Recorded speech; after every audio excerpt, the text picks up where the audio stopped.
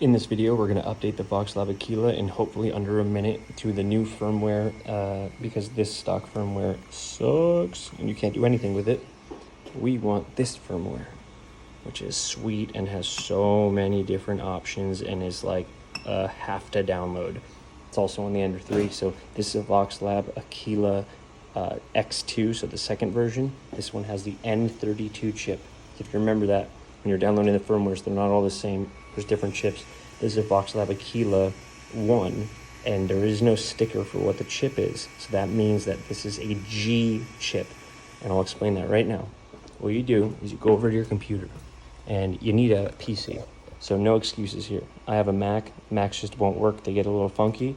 I needed a PC. Look at this. Old PC from a dumpster. Fantastic. You take your stock SD card that came with the printer, put it in here.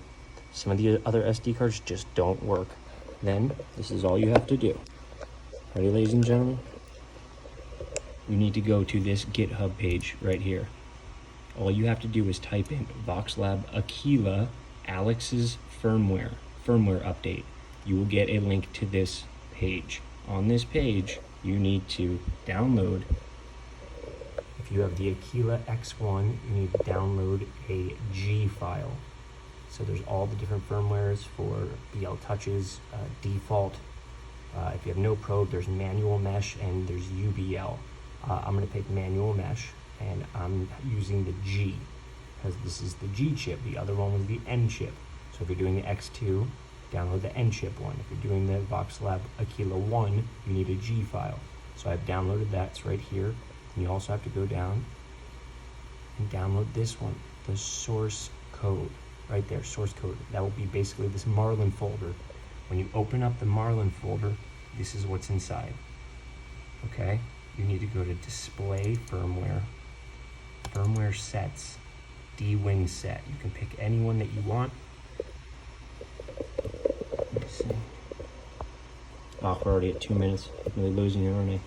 Okay, so you need to pick one of the sets for the display. Now these are just for the display icons. These aren't the firmware itself. The firmware itself was this first one I did, manual mesh 5x5 for the G chip for the Aquila X1. I have it right here. Now a crucial thing to do is when you put your SD card in for the Aquila, you need to right click on it, format on a PC, okay? You have to make sure you format this in FAT32, no other options, FAT32. Biggest part, allocation unit size, 4096, has to be 4096, and then run your format. I've already formatted this. Then you'll have a blank folder. In that folder, you need to name a folder, firmware, so the printer knows that this is firmware it needs to update. You drag and drop your new firmware into the firmware file. If I click on that, I'll see that. It says manual mesh 5x5 G32. Now, I've already uploaded this once before in my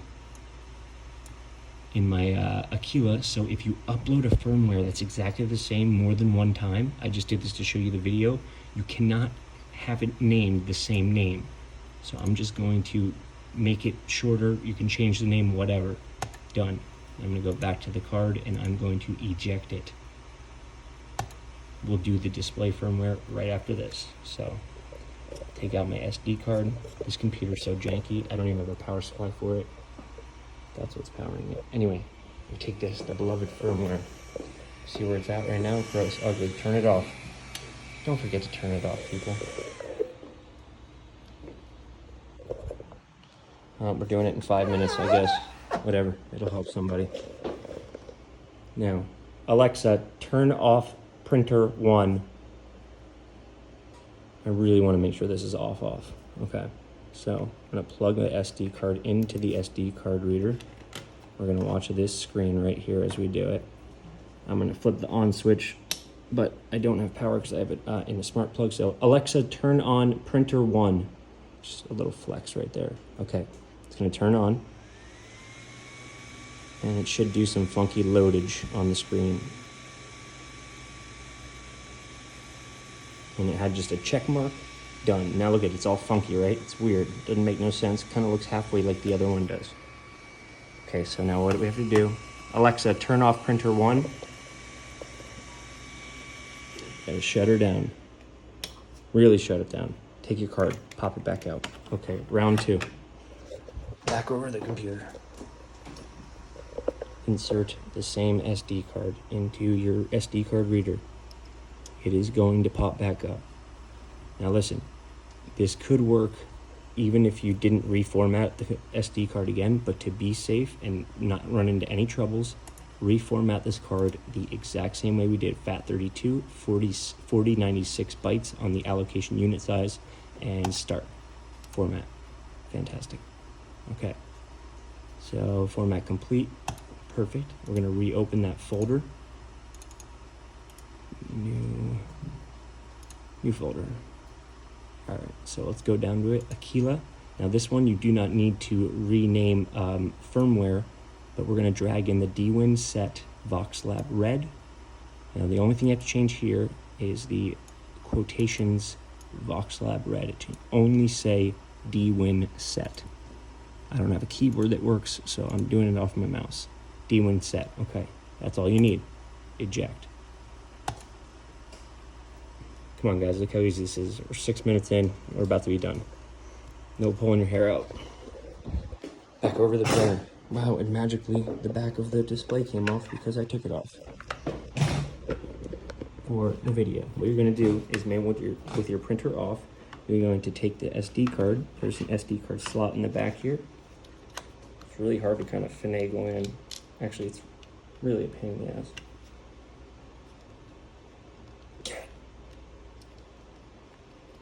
Now, it'll go into click. Done. It's in. Now we're going to turn the printer. Let's do this angle so you can see the screen. We're going to turn the printer on. Alexa, turn on printer 1. And if all goes well, this should flash the new display firmware and now be vertical. It's going to go blue, and then it's going to go orange. Once it goes orange, you know it's good to go. Now it's orange. Beautiful. New firmware is flashed on that. We're going to turn it off again. Alexa, turn off printer 1. Once it did that orange, pop your SD card out. Anywhere. Now let's turn it on again with no cards in it. Alexa, turn on printer 1. All right. Fingers crossed. Oh, look at that vertical logo. And we have our new firmware. And you can do so much more in here, like, I don't know, Z offsets are in here. The stock one had no Z offset. Our manual leveling, homing. You can even get into some cool stuff. Regardless, this is the, oh, and change filament. This does not have a filament runout sensor on it. If you do change filament, you can literally mid-print, click that, load filament, unload filament, or change filament, get multicolored prints for free because you just did this update. There's a lot more to it. That's how you do it. Enjoy. Good luck.